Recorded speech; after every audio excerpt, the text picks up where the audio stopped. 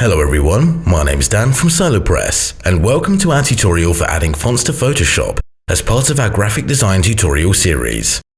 We're creating a lot of free design content, so make sure you click subscribe and the bell icon to be notified of when we upload. The way to add fonts to Photoshop on both Windows and Mac is a simple process, but instead of just adding them to Photoshop, you'll be adding them to your actual font library.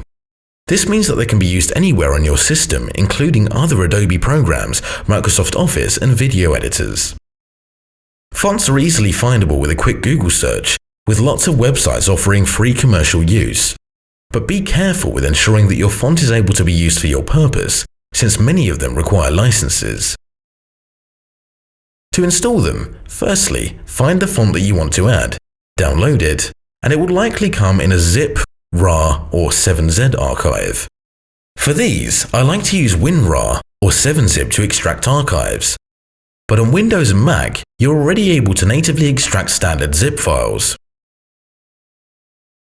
On Windows, simply right-click and install the font file, or if you want to preview the font you're installing, double-click to see some sample text at different sizes.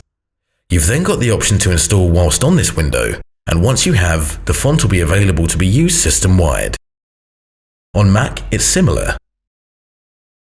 Double-click on the font, and it will show you the font using uppercase and lowercase a to z, which includes numbers, with a button in the corner to install the font. This will then appear in your system-wide font book. It really is as easy as that, and once you've installed, usually your programs will be able to detect these fonts, and you'll be able to get using them straight away. But if they don't, a simple restart of the program should do the trick.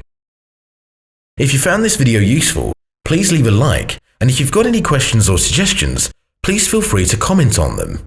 We're creating all kinds of tutorials for Adobe programs, so hit subscribe and enjoy our content. My name's Dan from Solopress.